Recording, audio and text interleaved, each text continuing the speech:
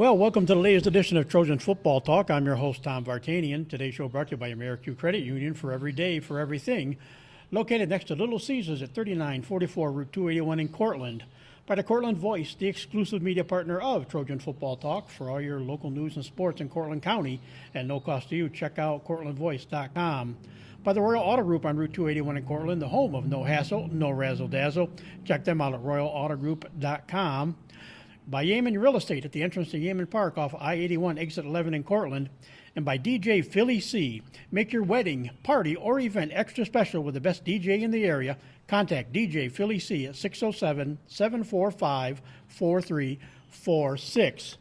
Well, this is the second time I've had one, and it balances out. I've had a Cortland grad from this year, and now we go to the Homer side of things, and we kind of wonder what would a football season have been like this year if he'd had a full football season in 3 games. He ran for over 200 yards each game, had 600 yards.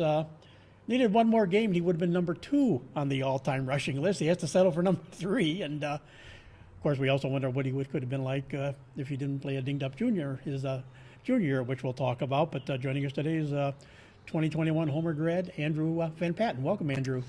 Hi, how are you? Glad we get together. We tried during the season. It was just a little more complicated to do things. Then, of course, you get done with football and went into the lacrosse season, and off we went. But first of all, what were your thoughts? As we said, you were a 3-year varsity player, played as a sophomore, as a junior, and they did get a senior year, and as limited as it was. But, just wondering, would you get to play that senior season and get to play? What was that like, getting at least 3 games in? At least we got something. The 3 games, we played well during those 3 games, but it is what it is. I mean, we can't really ask for more. And the ironic part was, that's one thing we can joke about, the defense never gave up a touchdown this year. One was on a special teams fumble, and the other was on an offensive fumble. So, I mean, yeah. And that one punt, too. Yeah. Yeah, well, that's why when I said special teams, yeah, it was the fumble snap on the punt attempt. But it was a good season, as we said. The amazing part was, it was, like I said, he had 71 carries, 622 yards in just 3 games, and scored 8 touchdowns. Do you think that would have been one of those seasons where you would have, obviously, if you could play 2 more games at the rate you were going, you could have a 1,000-yard season in 5 games, but. Your thoughts when you look back at it and you say, geez, you're 86 yards behind Bob Avery, who was the gold standard for forever at Homer until Alex Bush passed him. But you're at, 2,545 yards, which bested Dustin Moore's, which everybody always, it's for me, everyone wanted to get by Dustin, and you were able to do that. So, what's your thoughts on where you were with, the limited amount of time you actually had? I was very healthy. I'm probably the healthiest I've ever been in my 3-year career. So I was ready to go during the winter and kind of worked out by myself and hit the weight room as hard as I could and kind of just showed out. And it was one of those cases. Your sophomore year, you played offense and defense. The junior year, which we'll get into, was a little more dinged up that year with an ankle. So you pretty much just played offense, not as much, really that much on defense. But this year, you're really as good on the defensive side as you were on the offensive side. You were one of the team's leading tacklers this year, and it just feel good to be able to have, even though it was a short season, and with all the restrictions and all the different things you had to go through to get these games in, to just be able to go out and play healthy for your final 3 games. Oh, definitely. It was something I was wishing for throughout COVID and through high school. I remember when they said our season was canceled. It was tough. You just kind of had to wish and wait. So. And of course, for you, it hit earlier. Obviously, we got your junior year of football in. Yeah. And it hit during basketball season, and of course that meant no lacrosse. But like you said, we did. They did squeeze football in. Well, it was kind of weird though. The winter sports took place, but they had basketball took place and hockey was played.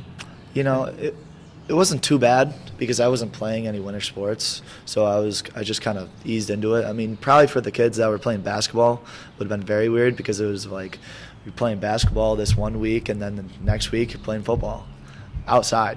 in the like in the snow. So it was kind of difficult for those kind of kids. But no, I mean, it was pretty easy to kind of ease into football. So.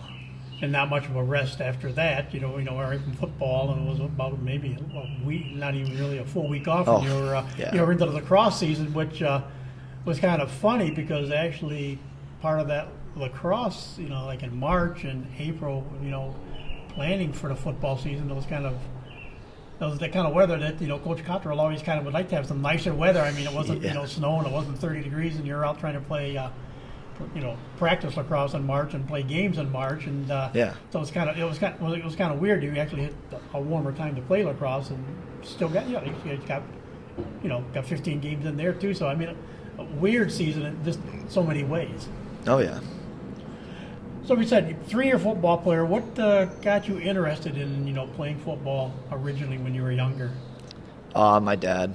He just kind of got me into it when I was at Cortland, and kind of stuck out. I mean, I like being physical and hitting kids, so that was really fun when I was younger. So, and then I kind of just moved over to Homer, and the Homer football was just kind of got me stuck, and it was awesome. When did you come over to Homer from Cortland? I went over in 7th grade. So. Geez, just like let's see, who was it did that? Honestly, it was Ben Connery who I talked to recently. They were racing. They were in Cortland through then junior high. Yeah. Varsity, they came over to the Homer side of things, but definitely. But I take it back then in the day. Then you played small fry football, though, and stuff in. At Cortland. Cortland. Yep. It was not the same as Homer because how like the playbook. I mean, we were playing the same playbook from 7th grade all the way up to my senior year in varsity football. So that was kind of cool. And at Cortland, it just kind of was disorganized. I mean, but at Homer, it was awesome. So with small fry, so ironically, in the small fry football, when you guys rolled around to this year's Cortland game, a lot of the guys that were the seniors. And they had their best team in years, and under years we'll have both teams go undefeated into the home court jug game. The short season, but a lot of those kids were the kids you played with in small fry. Yes, I know every single one of those guys. Every single one. So what was that like? All of a sudden, you're on the side, like you say, this is maybe their best chance to beat Homer. It was like that there. They had, arguably one of the best quarterbacks around, and very good, talented, receiver and some good linemen that have been around for a while, but it was just weird. You all of a sudden it was just played Homer football. Yeah, it wasn't close like it should have been. No, I mean when I first started in 10th grade against these guys, and it was kind of fun. I mean, seeing those guys on the other side and kind of talking to them after the play and being a little goofy, but it was a good experience. I mean, it was fun with the rivalry with these guys because I've known them forever. So, like I say, that's why we'll talk about this now. We might as well while we're on the subject. But I know the home court rivalry, I think, lives more in the former players like the Larry Brady's, like the Bob Avery's, like your dad even. Yeah. But like I said, these more recent years, and Drew Cottrell agreed with it and stuff, and Ben Connery said the same thing. So, you guys know each other so much more now. You guys hang out a lot together. Yeah. Even when you're not playing each other. So it's you still want the bragging rights and yes, like 100%. The Twitter and Instagram feeds and what you guys are who did what against each other. But it's not that intensity. No, definitely not anymore. But I think we're all friends off the field and then enemies on the field. So. So as we said, you came up as got over to Homer then as a junior, or in your junior high season, so 7th and 8th grade, you played modified football. What were who were your coaches back then, and what did they start, showing you as far as, the basics of what Homer football was all about? Coach Ferrito, Morris, and Mr. Young. They were my 3 coaches. It was fun. I mean, they kept the intensity for those 2 years, and we played well together. That's all I mean, I don't know. I mean, it was awesome down there. But What got you? Like I said, you end up being the latest in the line of tailback high. Yeah. Homer. What got got you into wanting to be a running back on the offensive side of things? So I was a fullback, and then one of our tailbacks got hurt. So Frito was like, "Hey, you want to come up to play tailback?" And I was like, "Oh, sure. I'll take the ball every time. I'll run it." So yeah, that's how I really got started into it, and it kind of stayed there and stuck because I played well throughout the seasons. So Of course, then you got the one freshman season in, and of course the freshman team. We had a rarity actually, but I talked with Ben Connery, a rare 4-3 football season for the JVs. Yeah. Which that's usually also undefeated season, or maybe one loss if you're lucky. So you had the one year with George Snyder and Yep. Jeff Sorensen and stuff, and so what more did they get you prepped as far as getting ready to make the move eventually to varsity? Running hard and toughness and keeping my pads low. That's what they really taught me how to do, and it was something that really brought me to the next level, because if I stayed with what I was doing, I would not have played very well. Wouldn't have gotten as many yards as I did. So, yeah, they taught us a lot of stuff, like teamwork and how to play hard. It was awesome down there, too.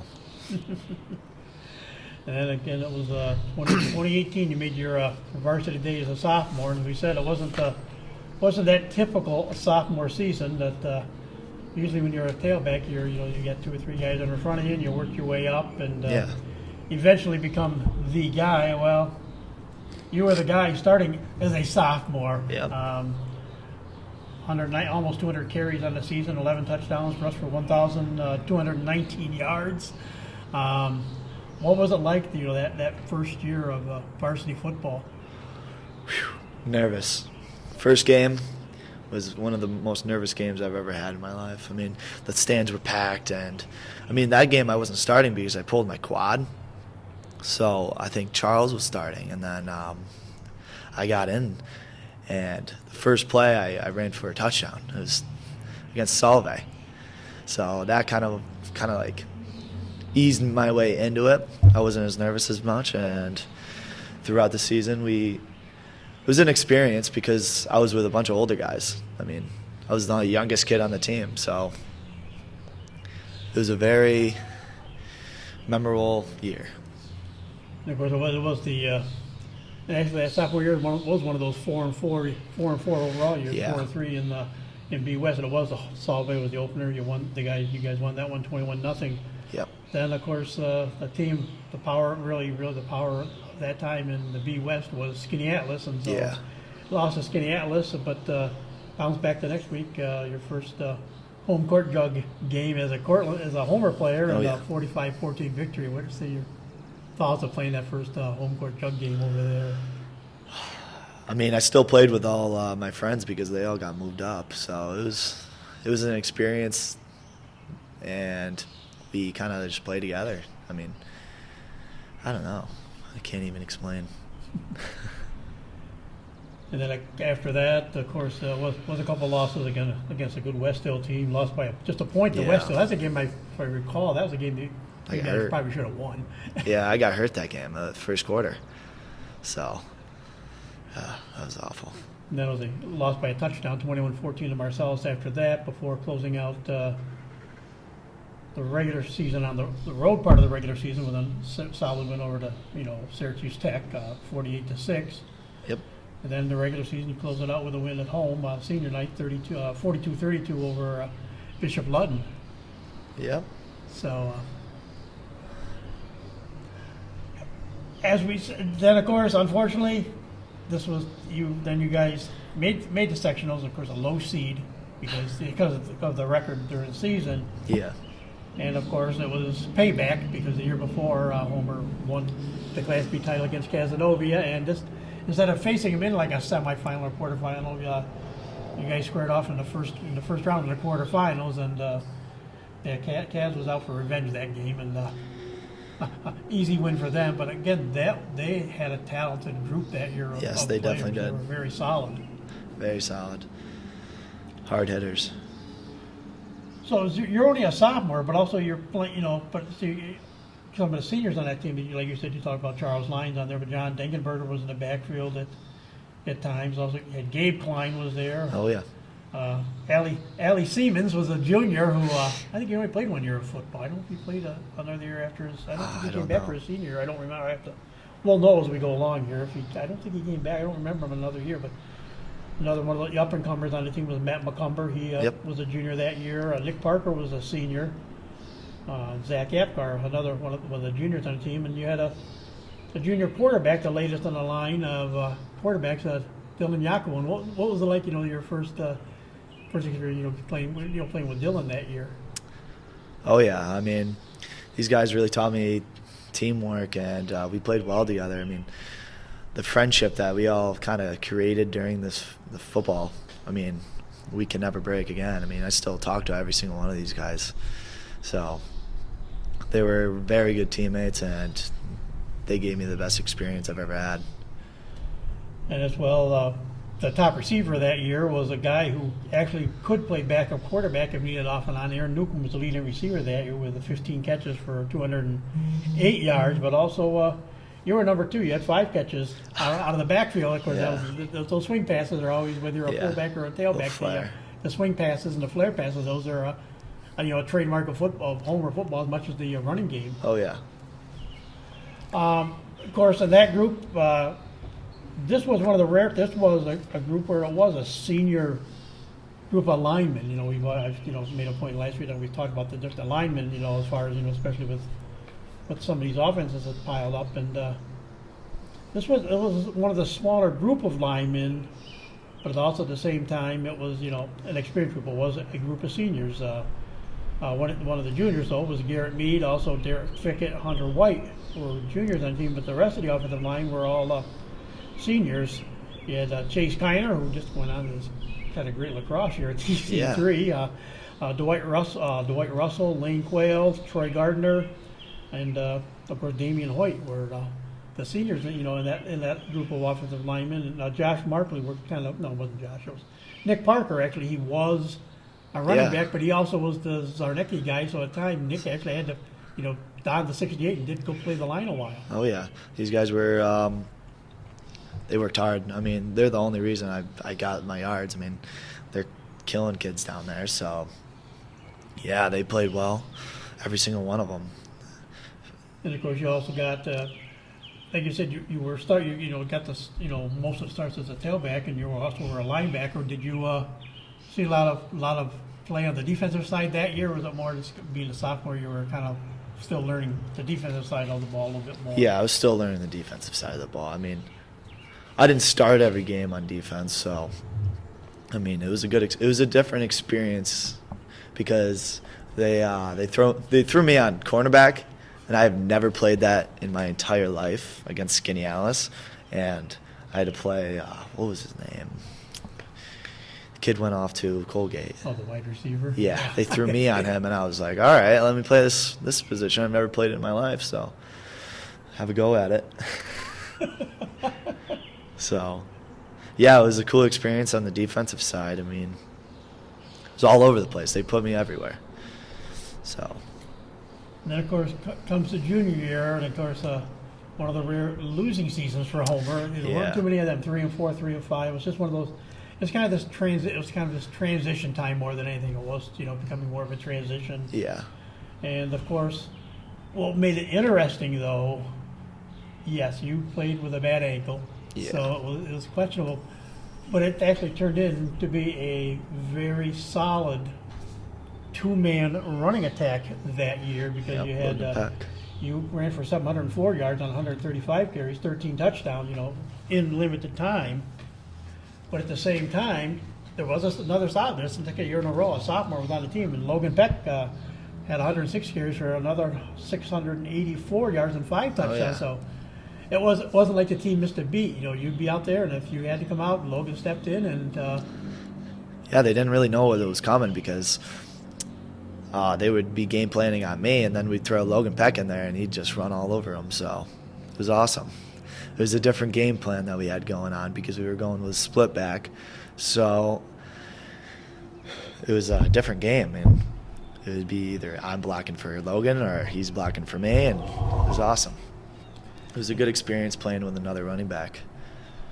And of course, during that whole time as well, though, you had Luke Pallone, as part of the backfield.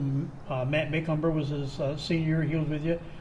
The debut of another potential running back as a sophomore, but he turned into be a pretty good lineman. He stepped up and played line this past year because these guys needed a lineman. He was only a sophomore then, though. But David Malchak. Yeah, he took it. I mean, Koch was like, "Hey, you want to play some line?" He was like, "Oh, sure, whatever I can do to help the team." So it was awesome how he just kind of transitioned over to that because he's a good athlete, very good athlete. So he could really do anything on the field.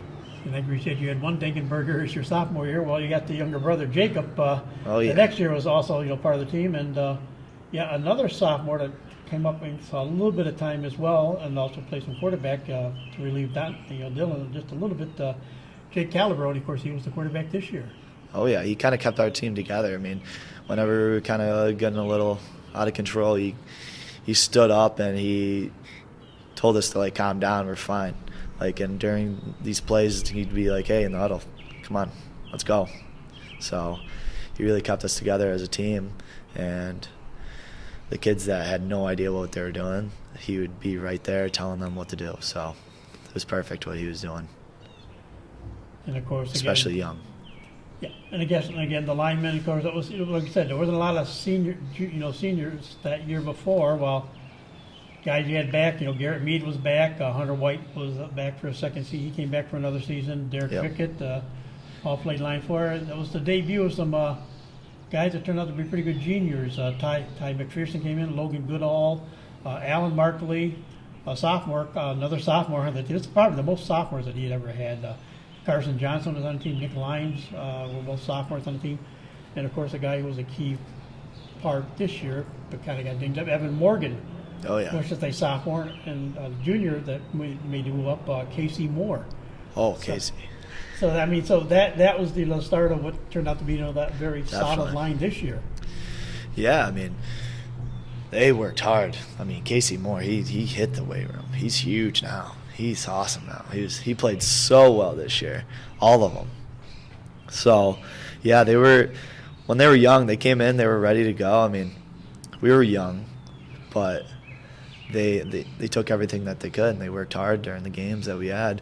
So, and then we kind of transitioned over to my senior year, and they're juniors now. So, they're really a big part of what we did this year, 3-0. So, that's huge. Next year is going to be a big thing for those juniors. And, of course, the top receiver there, Connor Matthews, had 13 catches that year. Logan was number 2. Logan Peck number 2 in receptions, along with Matt Maycumber. And Colin Perks had 5 catches. So, like I said, there's one of the receivers coming up was Colin Perks. But, of course, Connor Matthews was the go-to that year. And, of course, another guy, he played tight end and could play line if anytime you wanted to. Jared Wilbur was a tight end. Oh, yeah. For that junior season, but then he moved on to the offensive line just like David. He moved same thing. into the offensive line this year to fill a need. Oh, yeah. Definitely the teamwork that David and Jarrett have is awesome. I mean, they took what they had. I mean, we were missing a lineman this year, and Jarrett was like, all right, I'll play it. And he played exceptionally well. And especially when he had that little basketball instance and broke both his hands, and he was still ready to go and play that last game against Cortland. He did not want to miss that at all. So that was awesome. And what was Evan, the one that got hurt, and it's, luckily they say it's not like you don't go get the red shirt, but he was only a sophomore, so he played this year as a junior. So he'll have one more season. He'll be back next year. Yep. And, but as good as his line was this season and the things you guys did this year, how much better could it have been if he was in the line also? Whew. Wow. I can't even fathom of what we could have done. I mean, with our short season, we couldn't really do anything else. But if we had a full season with Evan Morgan, we would have done something. I mean, I'm sure of that. So. And we said the season, like we said, not the best of seasons to talk about. Of course, I lost to West Hill. Yeah. Picked up a win on Hall of Fame night, the opening game at home, and Yep. that was a solid win over Syracuse Tech, 34-12. Then interesting, lost a close loss to Marcellus. That was 35-28. Another one of those Yeah, it was a tough game. close games that could have been a win. Then you beat Bishop Ludden 35-26. Shut out Cortland, of course. So you're up to 2-0, and that was homecoming against Cortland, a 48-0 win there. Then end up losing to South Jeff. Well, it now says South Jeff. I don't know if it was homecoming now. Maybe South Jeff was homecoming. But anyways, lost to South Jeff and closed the season with a tough loss to Solvay. But 2019, that was Solvay's year. They finally got their division title that year, and they had a real good, solid group, and so that was probably the best Solvay team that you guys went up against in a number of years. Yeah, I think we played really well that game, though. Like in the first 3 quarters, I mean, I think they kind of started pulling away in that last couple quarters, but I thought we played the best that we played all year against Solvay right in the beginning. So. And of course, another familiar foe in talked to Drew Cottrell and some other guys. The very familiar foe in sectionals was Oneida, and Oneida picked up the win there, and that ended the junior season. Unfortunately, yeah. And that was again at Oneida. So, and then, like we said, everything rolled around, and it became the junior final season, the shortened season, but again change in players again, but very interesting time that there wasn't like obviously Jake earned the starting quarterback's job, but it wasn't like there was a senior backup or anything like that. It was all junior backups. Carter Monroe was one of the juniors that was a backup and couldn't play the first game. So the guy who played quarterback for about 3 weeks of preseason to learn the spot, got to play because he's a soccer goalie, good at that. Xander Johnson. Xander, I thought, made things interesting as a quarterback. If he decides, I don't know what he'll do next fall. Hopefully, he plays some football. Coach has kind of heard he wants to play football again, but I'm going he's such a good lacrosse, good soccer goalie. You hate to see him go over there. But Xander's an interesting quarterback option though because he's a lefty. Oh yeah, he could swing the ball. Like right when first practice, we saw him throw that ball, and it was awesome. So we knew he was going to be another spot on that quarterback, and he could run the ball too. So it was nice to have him on the offensive end and the defensive end. So he played very well on the defensive end too. Before we talk about each of the games, because each of the games were blowouts. I mean, it wasn't a close game in the 3 you guys played. I know one thing I noticed it in the scrimmage. My stuff blowing everywhere. This is not good. It was during the blue-white scrimmage, and I remember watching. Jake Atkins was out doing, on a pass route, and the ball kind of overthrew him a little bit. But I know the guys on the sidelines were going. The guys, I think, I don't know. Jake Calabro might have been one of those that were on the sidelines at the time. It might have been when Xander was out there, or it might have even been Logan. But they kind of go, just keep running. It just, it wasn't like, you should have caught that ball or something. Yeah. Just if you keep running, don't slow up. You just anticipate the ball. You're going to be where you want to be. This group was so good, I think, because there was a different chemistry about you guys this year as a group. Definitely. What do you attribute to that to? Like you say, it was a short season and everything, but everybody was there for everybody, whether the seniors, whether it's the juniors. Yeah, we all had each other's backs. I mean, the teamwork and the chemistry was unbelievable this year. Everyone was. We were all friends on the team, on the football field and off the field. So it was something that really could have brought us somewhere, but we played very hard together and all had each other's backs, and that's all really what we could have done. Again, it was a debut, some talented juniors that'll be back next season, of course. Zach Arnold was one of the wide receivers. As we said, Carter Monroe should be back next year at quarterback. Tommy Mahonik was another a junior. Jake will be back. Like we said, maybe Xander will be back. Braden Marsh was one, running back this year. He saw a little bit of saw just a little bit of time, I believe, during the season. But the guy that emerged behind you this year, of all people, was another junior, Damani Durham. Oh yeah, I thought he played very well. I mean, he ran hard every game. because we were blowing out everyone. So he came in and finished the game. I mean, he was killing it. So, I mean, the team, like at practice, he knew exactly what he was doing and he was ready to go. So. Logan again, solid. Logan had a solid season. Of course, Yeah. it was good. Logan didn't have the offensive season that maybe everybody hoped he would have, but on the defensive side, he turned out to be. He was an animal on defense. Oh, this year. Awesome!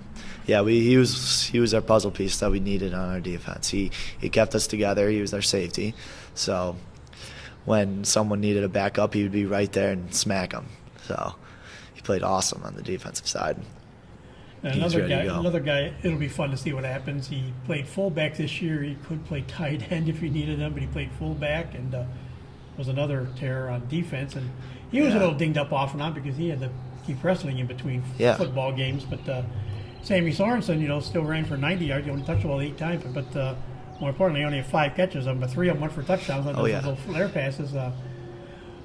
And he's a big kid for just a sophomore. And just think what he's gonna. What do you see for him the next couple of years?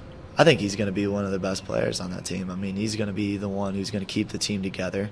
He's going to be the one who's going to be there for when the team needs it. I mean, he's going to step up big time for the next year because the next year is going to be a huge year for him. And I believe that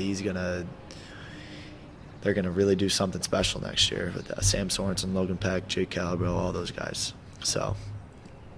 That just amazing when you think about the guys you got coming back. And, I mean, you got a basic, elite, really, in many aspects also. It's really it was a junior-laden line this year. Yes, you had seniors that were in the line, like Logan Goodall. It was back. Jared Wilbert, as we said, made the move from tight end to play line this year if you needed him. He was one of them. Casey Moore, of course, as we talked about. Big Casey, 6'5", 295. Nice guy to have blocking for you. Yeah. But, the juniors, did show a lot of promise as well. Cameron Fiedler was up. We said that one of those, of course, Taven Malchek made the move also to the line and showed a lot of, promise on both sides of the ball. Jack Smith at the line. Carson Johnson, his second year, only a junior, but he, second year got more line experience. And, of course, next year it'll be nice. Hopefully he might even be taller than 6'1" and 290 next year. Evan Morgan, hopefully he'll be back next year. But Nate Barrable, is a guy that could be back next year. And another guy who kind of emerged this year, quietly came out of, we weren't know what to expect him, but at 6'2", 200 pounds, Blair Wakula. Yeah, I think that whole squad is gonna. I mean, it's gonna be a senior squad, so it's gonna be a good one. Because not a lot of schools are going to have how many kids are graduating. I mean, they're going to be big kids ready to go. So they've been playing together since small fry, all these dudes. And I guess they've been playing really well throughout their whole career. I mean, I guess they went undefeated every game in like junior high and all that kind of stuff. And so, yeah, I'm excited to kind of look back and see what they're doing. I mean, come back a little bit and watch what they're doing. So, yeah. As we said, the season was, like we said, ended up only being 3 games, but it started out the only home game of the year. Yep. Chittenango 55-6. Were you? You guys came out of the gates fast in that game. Yeah. I remember it was like 21-0 or 28-0, in the first quarter. Yep.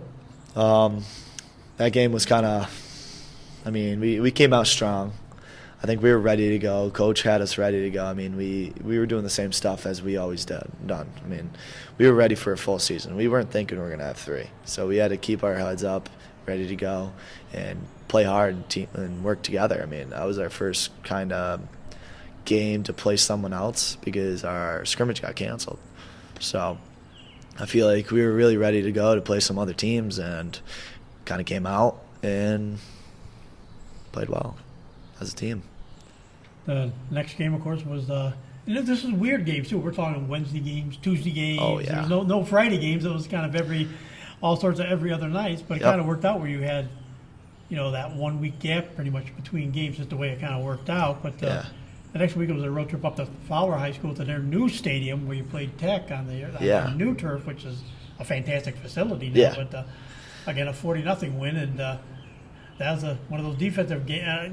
The defense, again, pitches the shutout, and I'm trying to remember who it was on I should remember the name because it's the play all coach talked about the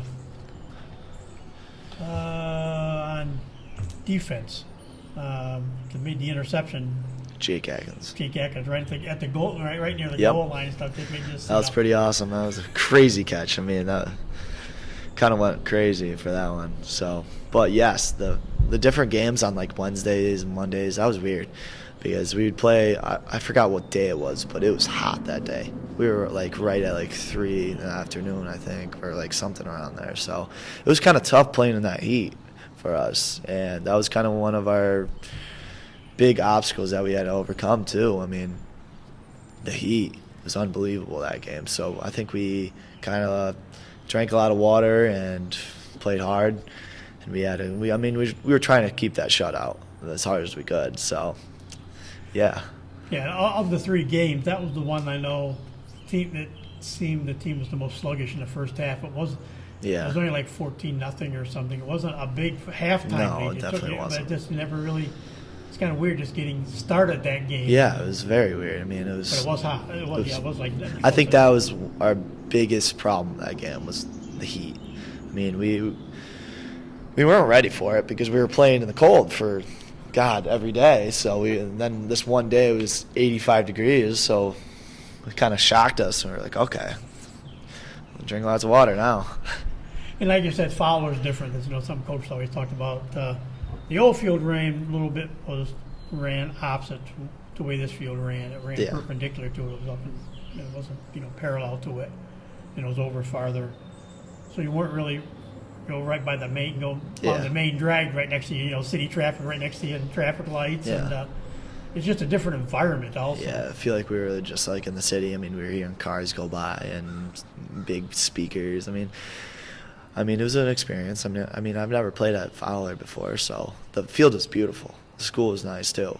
So it was a nice game that we played. I mean, just the heat was unbearable, but we came out, played well, and off to the next. That was it. And then we went into and it made sense. It was COVID, so why not? Yeah. Portland undefeated, you guys undefeated, both 2-0. Yeah, we were. The home court jug game, and like we said, a lot of people figured this would be a tight game, because Portland had this senior laden team that had, weathered the storms all these years and were finally in position. They had two wins already, and were in position, to at least make this a game. To have this be a real, right down to the wire, home court jug game, and.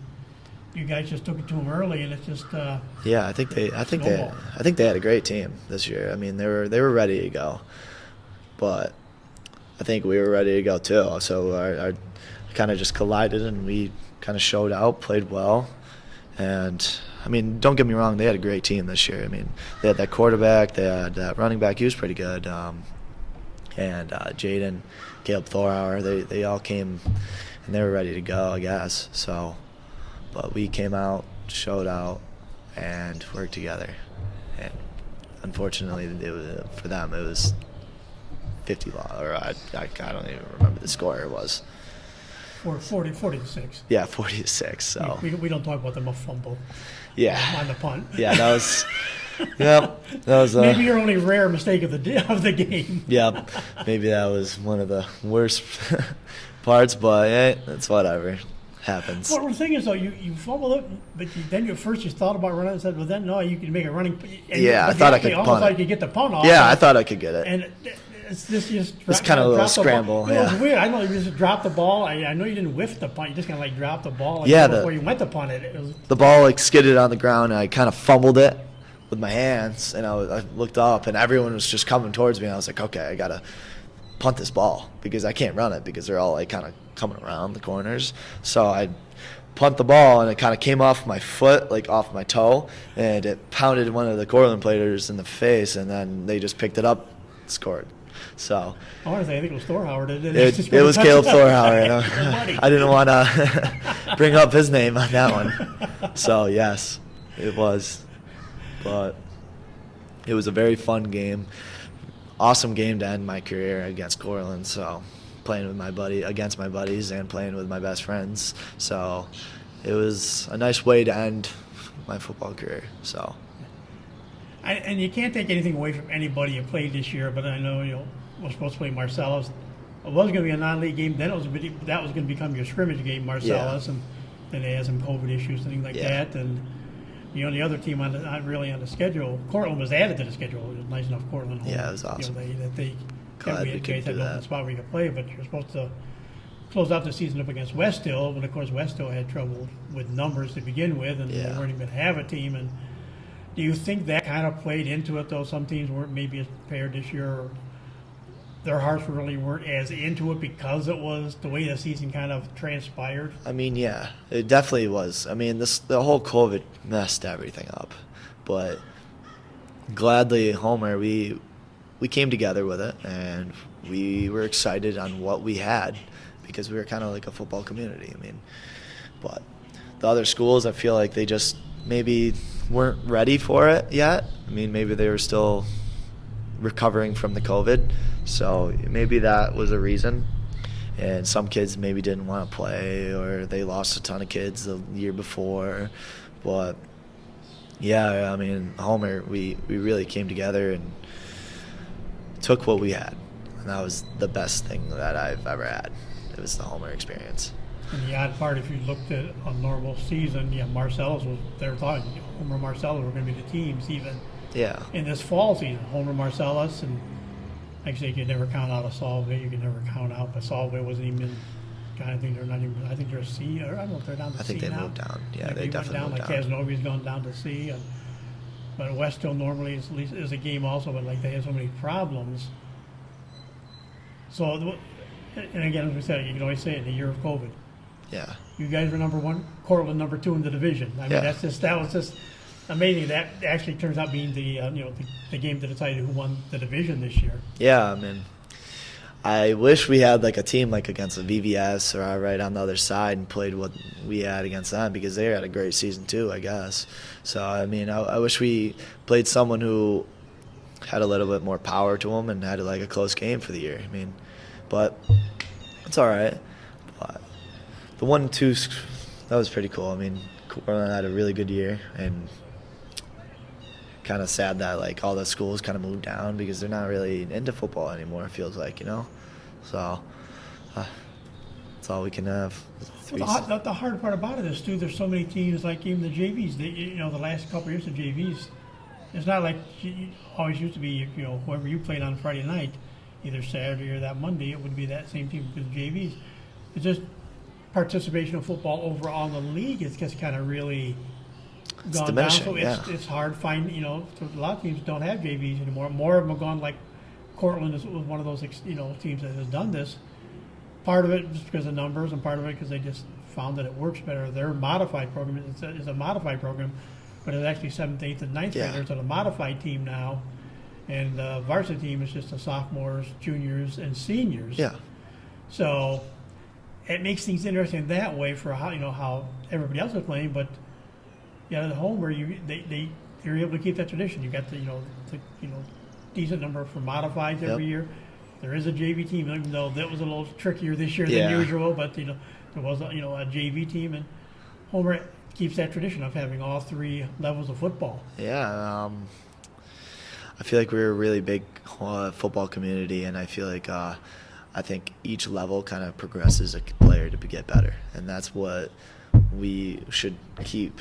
I mean, going from modified to varsity is kind of really tough. I mean, you're a tiny kid. I mean, 9th grade, so I don't think you're ready for the varsity game. So, but yeah, the modified JV and then varsity is something that is really special about Homer football, because everyone wants to play. I mean, it's a good experience. The teamwork that you get from football is just crazy.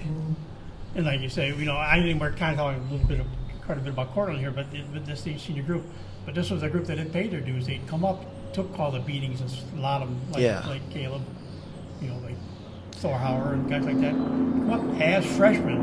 They took their lumps as freshmen, as sophomores, started seeing a little bit of a turn of the corner as juniors, and now here, senior year, and here we're loaded for bear, and it's just not the season you would hope for. Yeah, I mean, I believe that those guys, they could have. I mean, this season, I mean, it would have been something special for both teams. I mean, but it happens. It's crazy. I mean, it doesn't happen with COVID, but it is what it is. The 3 games, and that's really all you can take. That's all. Wish we had 2 more games like everyone else, but it's okay. Well, some played 2, and some played, some area played. It was a full schedule. Yeah. They played right in. And I know the school's logic behind all that too was, they, maybe you could have found a few more games. Yeah. And got some more games in, but at the same time, they were what a lot of schools did, go by the same mantra as well. Well, all these seniors lost their junior season of spring sports, so they wanted to really make sure, as seniors, you got full spring seasons, because that's the one you didn't have at all before, where you did have a junior season for football. Exactly. I mean, maybe it was a good idea. It was a good idea because we had a full season of lacrosse. We played well together. It was fun. I mean, almost a full season. I mean, I think we missed 3 weeks out of a full season for lacrosse, but I think it was a good decision for Homer, because if we played another game, it would have been on a Saturday, and we would have had 1 day off from sports. So it would have been really tough on our body. It's better than what we did, or what we would have done. So I think that's good, and a good decision by Homer on that part. So. And we could have also laughed about the what ifs, because the section of the lines up east against B East against B West as the way things go, and who knows if Cortland continued this good play, you always dream, there would have been that slight chance that if they had knocked off their East opponents on the way up there, that weird chance it could have been one of those the only time you'd ever see Cortland Homer maybe play twice against each other. Yeah, and one could be a sectional game. That'd be crazy. I can't even imagine what that would have been. I mean, the intensity that game would have been crazy. Crazy. So, yeah, I mean, that would have been cool, but hey, it's wishing. You can't really wish. So what was it like? I know, some guys we kind of went into it the last couple of times we talked to guys. Of course, the first guy that I really talked about, mentioned it, was Larry Brady. The playing football for Homer, just the idea that you have that jersey on Fridays. You get to wear the jersey to school, and you wear it around, town before the game, and what's that feeling like? To say, I'm a football player. You get to wear the jersey. Though this year probably is a little bit weirder too, because there wasn't too much in classroom time where you got to show off as much. I was online, but wearing that jersey, it really came out to be like the most special thing. I'll never forget it for the rest of my life. Playing football for Homer. I mean, everyone was like everyone would go to the football games. Everyone would look forward to watching Friday nights, and it was something special. And the teamwork and the chemistry that I'll never forget it. So I can't even explain how special Homer football has become to me. And of course, the crowds on Friday night at Buttsfield or on the road. Yeah. The families, the crowd travels well. But I was amazed for us, COVID and limited, access. It really was down to mainly his parents for limited access for games. That Homer had a lot of the games. Homer had as many people there. Well, they should have as many people there as the other team did. But a lot of times they were there and they still were louder than the home, the other team anyways. It's just the parents and the support that you guys get just from the parents this year was amazing. The support that Homer gets, it just kind of propels us to become a better team. I mean, we can't do anything about like the parents. They push us, they get us stuff, they're there for us. So the community is the biggest part about Homer football. I mean, everyone loves it. I mean, everyone follows it that I've ever heard of. So it's pretty cool. I mean, it helps. And I think that Homer legacy is going to always live on. So. And it was a unique season. I can't remember all the permutations right now, but I know it was a program's 600th win. But the one game was a 600th win, coach's 350th win or something, and there's something out there too. So I mean, so it was a weird season, but also a season that, you know, just as an overall program, you guys helped set a few marks this year. Yeah, I mean, it was something special for our team. I mean, we were one of the only teams that had a 3-0 record, so it was something that we could have done. I mean, we really helped Coach get to that win mark, and we got something. I mean, that's all. Well, defensively, let's talk. You know, like I said, you got to play linebacker healthy this year, and between you, like I say, Logan was a monster on defense this year. Sammy Sorensen proved to be very solid on defense. Atkins with his acrobatic interception more than anything. You know, he had a couple during the season, but that was the big one. Yep. To keep that shutout. How did you enjoy getting it, you know, being fully healthy and able to play on both sides of the ball like you did? Of course, you rarely came off the field. I mean, you were part of I think you were part of even the kickoff team, even though you didn't always kick off. You were part of the kickoff team. You were the punter. You were you played offense. You played defense. But, well, you know, what was it like to be fully healthy like that, you know, and get on the defensive side and be able to go hit people again? Yeah, it was fun. I mean, I haven't done that since 10th grade. I mean, the ankle, I mean, that took a while to heal. It took a whole year, I mean, until I was perfectly healthy. So I was ready to go. I mean, getting back out on both sides of the ball and hitting kids that's football. That's the experience that no one will ever forget. So. What's the secret? What's the secret of the defense? I don't know. We have numbers more than anything, so that's why everybody talks about the offense much more than you do. But the Homer's defense has gone through a couple of different little transitions, and for a while, some of the days it was a 5-2, sometimes 4-4. And it's kind of more or less this year. It's technically the base is like a 3-5. Yeah. But it can quickly go to a 4-4 if you want to line up that way, or the 5-2, or even you make a 6-man front with how you play the linebackers and work with the corners. But what makes this defense so successful? Everyone has their own job, and each kid has to do that job. I mean, every kid is like, I want to do this job, and I'm going to do what I need to do to help my other teammates on the other side of me. So that's the biggest part about this defense and what our team is made of. Because without Sam Sorensen on my right, if I didn't do my job, it'd just be a scuffle all over the place. So we all have each other's backs, and I feel like that defense kind of made us a very good team. I mean, having each other's backs and doing our own jobs, and what Coach really needed to tell us to do. I mean, we kind of just played together, came together, and that's all. I mean,